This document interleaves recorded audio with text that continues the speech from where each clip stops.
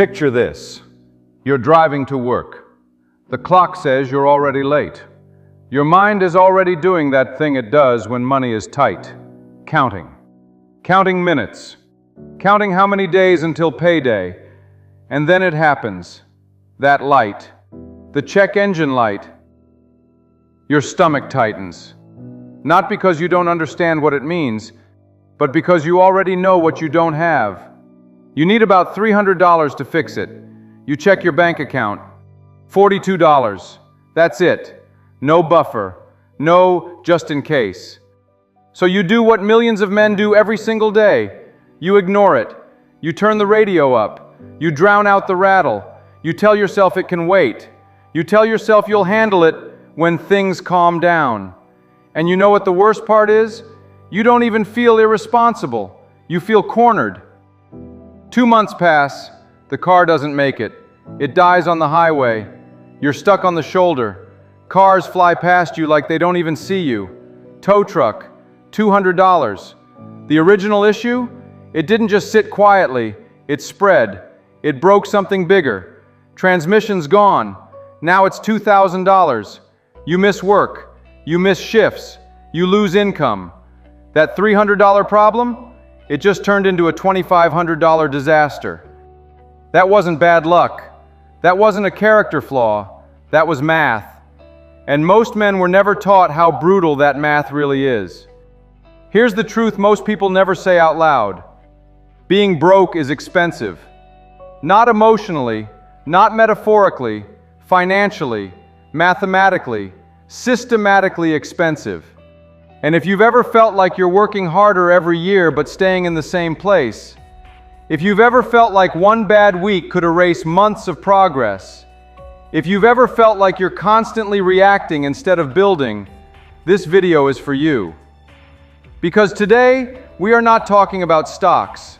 We are not talking about crypto. We are not talking about get rich quick. Today, we're talking about the hidden fees of survival mode, the poverty premium, the penalties you pay for having no margin.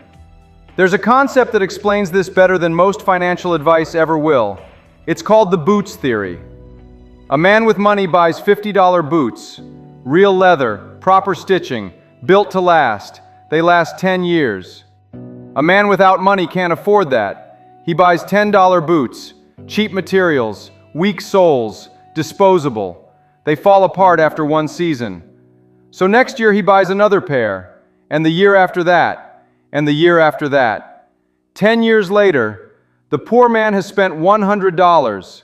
The rich man spent $50. The poor man's feet are still wet.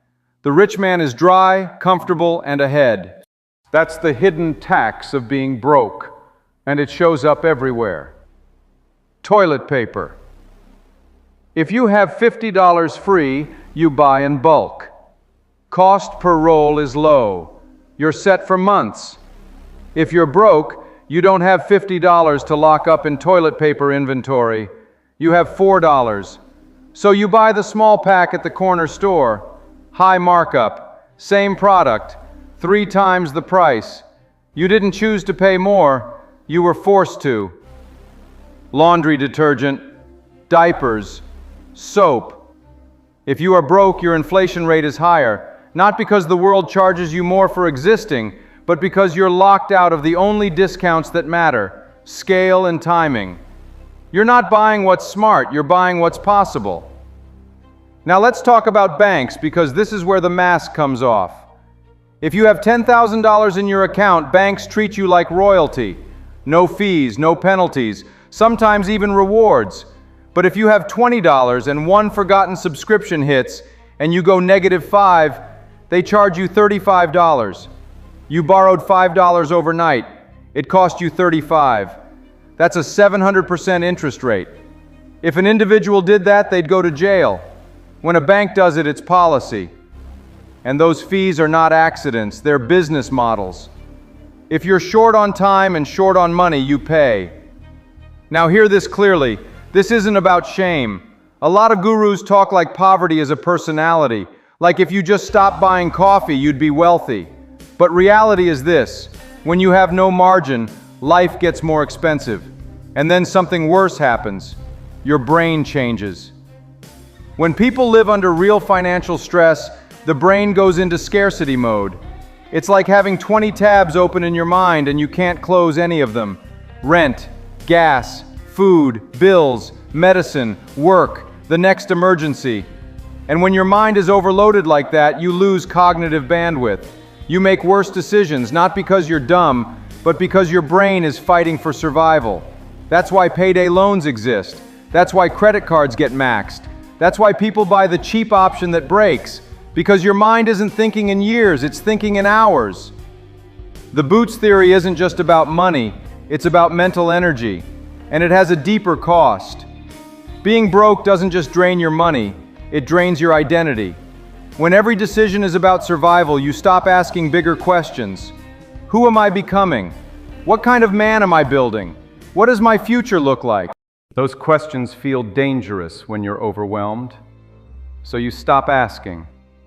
And slowly, you shrink.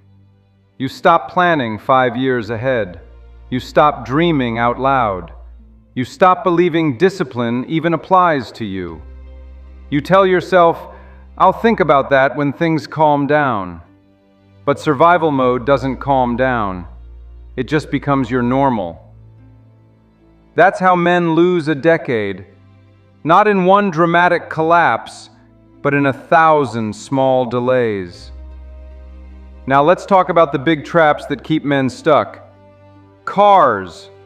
A man with savings buys reliability. Used Toyota, low interest, predictable costs. A man without savings buys desperation. Predatory lot, high interest, monthly payments that hide the truth. He pays $15,000 for a car worth $4,000, and when it breaks, he's still paying. Then he needs another car, another loan, another trap. That's not bad choices, that's a risk premium. Society labels you risky, so it charges you more. And the only way to stop being risky is to have money, which you can't save because you're paying the risk premium.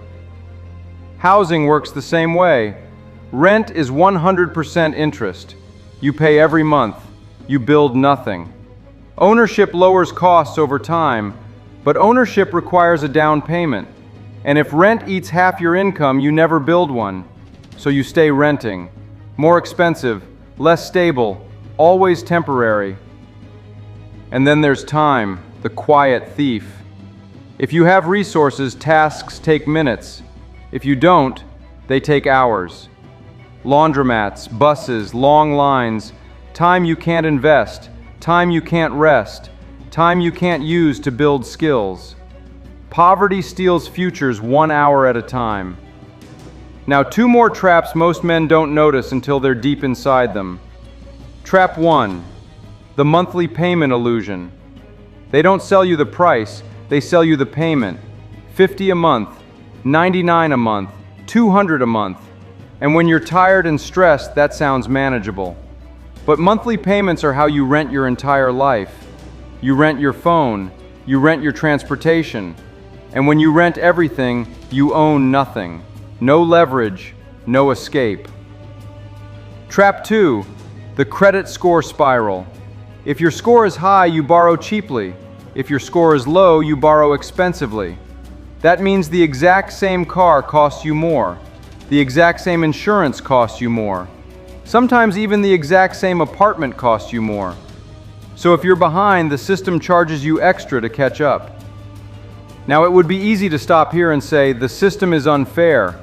It is, but that's not the point. The point is, you still have to become the kind of man who escapes. And escape doesn't start with getting rich. Escape starts with stopping the bleeding. Most advice tells you to invest in the stock market. But if you're paying 20% interest on debt, the market is not your first battle. Your first battle is leakage, interest, fees, penalties, replacement costs, convenience costs that show up when you're exhausted. Your first investment is escape velocity. The most powerful number in your life isn't your net worth, it's your buffer. That first $1,000. Because once you have it, emergencies stop being disasters. A flat tire becomes an annoyance, not a crisis. A surprise bill becomes a problem, not a panic attack. And something else happens. When you have a buffer, your monthly bills go down.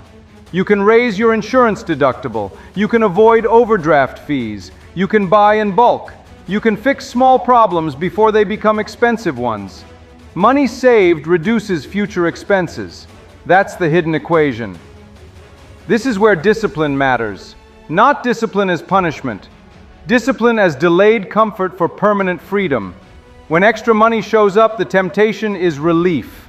A nice meal, a new shirt, a small moment of, I deserve this. And you do deserve relief. But if you keep buying relief, you stay trapped. Disciplined men buy permanence.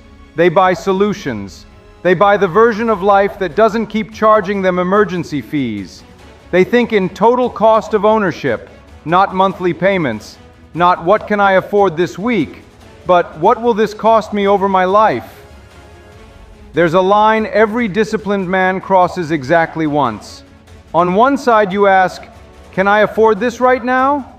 On the other you ask, what does this cost me over my life? Once you cross that line, you stop paying penalties. You stop renting convenience.